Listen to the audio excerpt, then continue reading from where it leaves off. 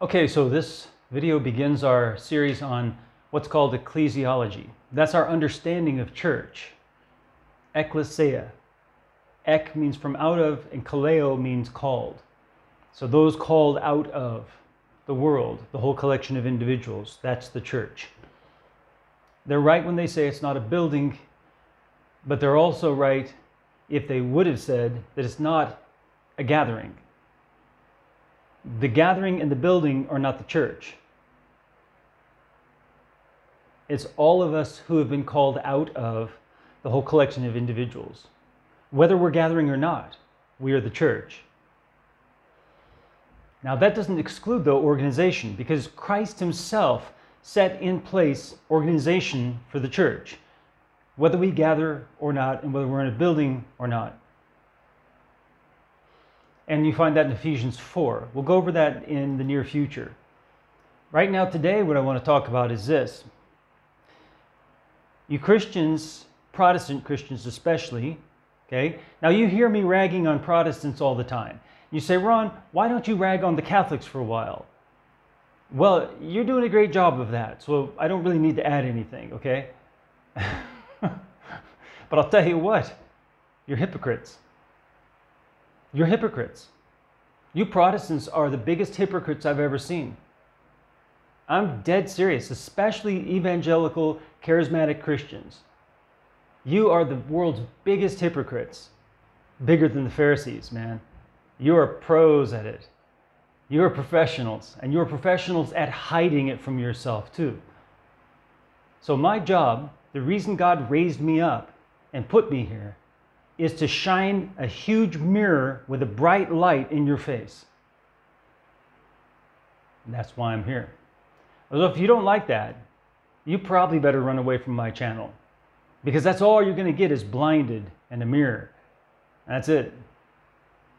And if you can't handle it, you probably should run away and just wait for the darkness, because that's where you're going to end up. So let's talk about this.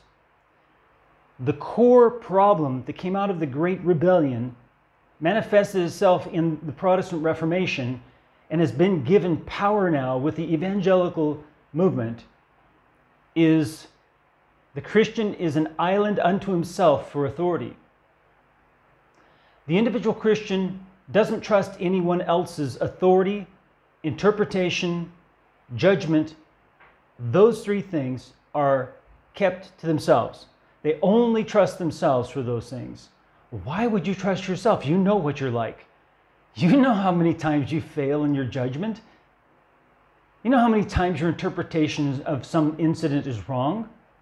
And you trust yourself? As they say in Polish, daj mi święty spokój. It's like, give me a holy break. Like, spokój is like peace, right? Calmness. And święty is like terrifyingly clean, like holy. Give me a holy peacefulness. You trust your own? I'm going to prove to you today that it's unchristian with two scriptures, very short scriptures. One is in 1 John 4, verse 20. For he that loveth not his brother whom he hath seen, how can he love God whom he hath not seen? Because you say, well, you know, I just get along with God, and God tells me. And if I ask, well, why do you think God would tell you? You say, well, because I love God. That's what it comes down to. He knows my heart, that I love him. And therefore, he's going to share with me his judgments, his interpretation, his truth. Yeah, well, this rebukes you, because you're saying that you refuse to trust a brother in the Lord who's put in the position of leadership to help you in these areas. You don't trust him, but you trust God. This says you're a liar. It does. It says you're a liar. It says, for he that loveth not his brother. And you say, well, what does love have to do with trust? That's the other passage I want to point you to. 1 Corinthians 13:7 says that love believes all things.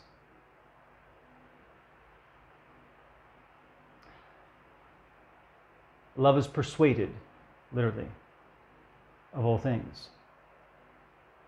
If you love your brother, then you're persuaded of all things with him. You say, yeah, but he could be corrupt, he could be sinning, he could be this, he could be that. Then you're paranoid. Is that love? I just told you love believes all things, and you said, yeah, but. That's not love. Love allows itself to be vulnerable, to be hurt.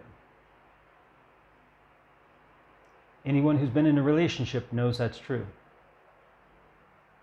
Anyone who's been in a relationship knows that's true.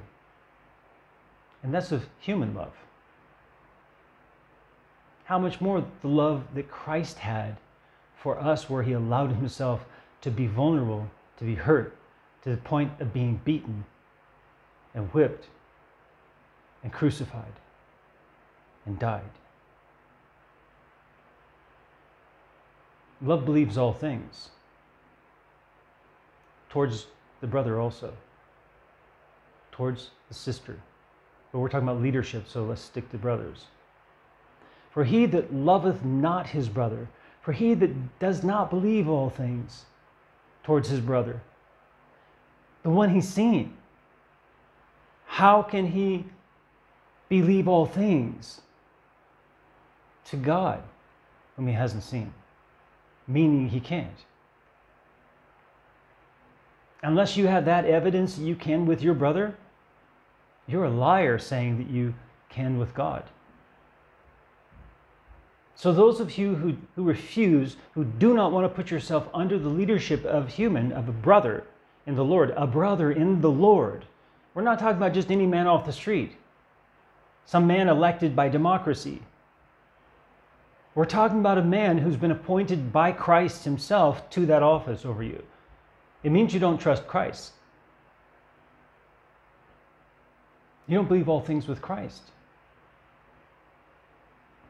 Because he's not only the one who established that office, he's the one who called that man to that office. Yeah, it's risky. It's vulnerable. Yes, it is. There's no doubt to that. But Christ also risked and was vulnerable, and he lost. But God took what was intended as evil and turned it into good for us forever. And he'll do the same thing. If you put yourself under a leader and the leader fails, God will take that was intended by the enemy to be harm to us and turn it into good for eternity. Don't worry about it. Obey the scriptures. Do what it says you must do. Submit yourself to the leadership. Let them help you grow. Be teachable. Don't argue.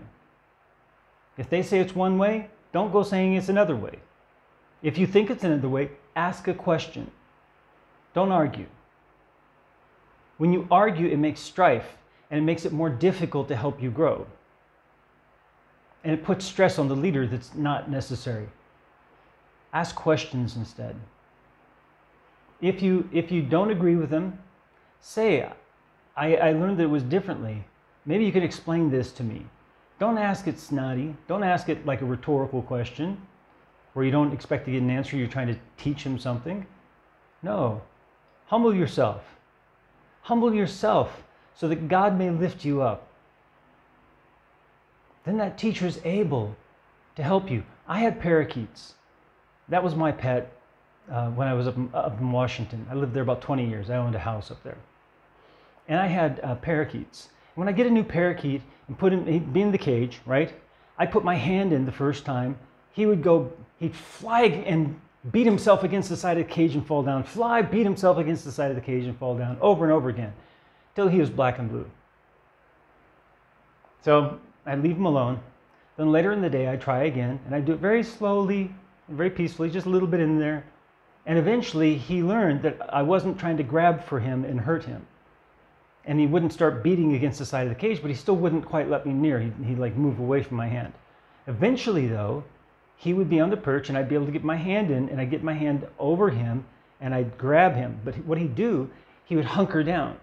So that, normally you see the legs of the parakeet, they're like backwards from ours, right? Our knees bend this way, theirs bend the other way, right? So you'd see the legs normally, but when he'd hunker down, his feathers, he'd go down and bend his legs enough so his feathers covered even his feet. And he would just wait there for me to grab him and lift him up. Then I'd look and check his feet and make sure everything's okay and put him back down. God told me one day, he says, that's what I want you to do with me. He says, quit beating yourself against the side of the cage every time I put my hand in.